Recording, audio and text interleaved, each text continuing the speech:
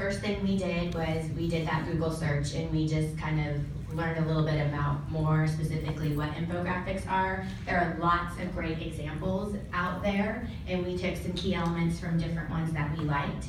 We found an amazing one from Junior League of Beaumont, so I don't know if they're in the room, but if they are, a huge shout out to them, or if you know them. It was in a newsletter that they send us annually. And we knew that we wanted something that was clean, modern, eye-catching, a bold look. We wanted something that was somewhat timeless, because this is a tool we will use for multiple years, and we do not want to start over with a brand new design every year just to update our statistics and data. And then we specifically wanted only Junior League colors, red, black, and white, so that it would coordinate with our other marketing materials that we already have in place, as well as our overall aesthetic and brand look. This is the infographic from Junior League of Beaumont that was in their newsletter, so you can see it's a great visual representation of who they are and what they do. I'm sure that they would be happy to help you and share information about their infographic as well. So the first thing you need to do is decide what story or message, what statistics or data you want to share in your infographic, and then you need to gather that information. So I'm sure, like all of you, we track our yearly accomplishments. One of the main ways that we do that is through our monthly committee and council reports. Our committee chairs are required to turn in a report each month to the council VPs. They compile them into a council report that they present to the board. And so some information that's required on those are attendance numbers from events, financials from fundraising events, the number of services or goods donated. So we took a look at all of those reports.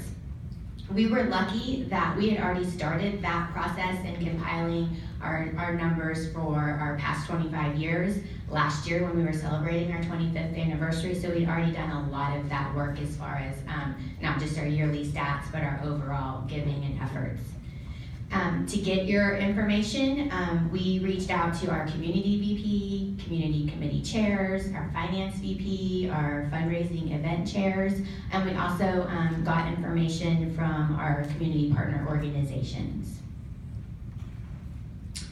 The people that worked on our project were the president and myself, because it was our idea that we got from conference and brought back to our league, our communications VP and PR chair, and our community VP and community chairs, because it focused a lot on what they do, and then we hired a professional graphic designer. I think that because the idea came from us as president and president-elect, and mainly because we wanted a very quick turnaround. We got the idea in September in New Orleans, and we wanted our finished product, poster boards, printed, ready to go by early November for our holiday market. The president and I were much more involved than we would be on a normal communications project. We really took the head and the lead, whereas next year and moving forward, the infographic project will be housed solely under Communications Council with just final approval from us. We thought it was very important to hire a professional graphic designer to help us with this. We are very lucky that we actually have a graphic designer who is a league member, but we paid her for this as a hired consultant because this was not part of her current league placement or obligations this year, and because we wanted that really quick turnaround. She works with a lot of nonprofits in our area, and she's done infographics for other organizations as well, so she's familiar with the process and what the tool is. She gives us, as well as any other nonprofit, a $30 per hour rate. She knew that it would take approximately 5 to 8 hours to complete the design process.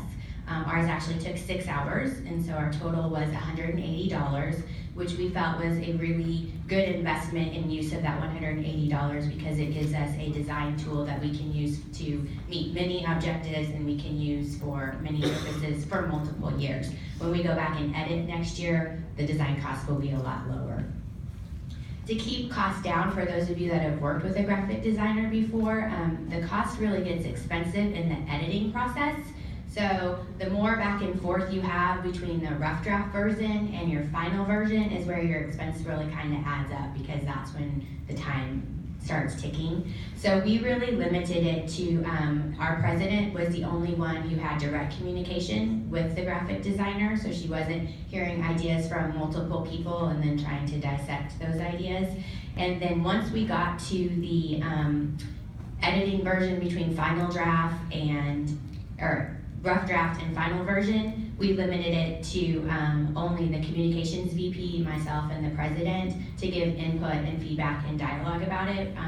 Although communications and finance people had helped us gather all the information, they were not involved in the editing process so that didn't last forever. For printing costs, we work with a local printer who gives us a nonprofit rate, and so the large boards are size 24 by 36 and they're $50 a piece. We currently have about 10 of them that we printed. Again, we felt that was a really good use of money and budget because we can use them at multiple events and locations and ongoing. So there are obviously many, many uses for your infographics, internally and externally. So currently right now, again, a big focus for us this year is member engagement. We feel really strongly that the more educated and trained our members are on our issues and the why and the what we do, the specifics, the more that they will be passionate about what we do and involved and engaged, and therefore will help with retention. So we have used these to educate our own members. I think probably like most of you, our members know our overall mission. We're here to help the community. We're trained volunteers, empowering women. But and they know the specifics of their individual committee, like if they're on our Literacy Carnival committee, they probably know we give away 1,000 books a year, but they may not know the specifics about all the other committees and the numbers that we do. So this is a great way to educate them about our overall league accomplishments. We want all of our members to have that elevator speech ready to go when somebody in the community asks them, well, what is Junior League? I know you go to those meetings every Tuesday night, but what do you do? We felt that these visual graphics gives them kind of a jumping off spark. They might remember that cute heart with the Band-Aid and remember about our hospital committee and that we do 950 hours at the hospital. Or they might remember the Literacy Carnival tent and that we give away 1,000 books, so that they have something to share with the community to explain who we are and what we do. We also have used this as a jumping off point to go deeper. We really are focusing on the why this year, getting beyond not just that we give away 1,000 books, but why is literacy an issue that we are focused on in our community. And so it's led to further training and with other tools and ideas. We display our big boards at our headquarters, at our GMs, committee meetings can use them for information that they need. For external uses, we will display these large boards at every community event and fundraising event that we do. Any and every opportunity that we have to show off these boards, we are taking advantage of. They were displayed at our holiday market event, so they were seen by over 10,000 shoppers that weekend.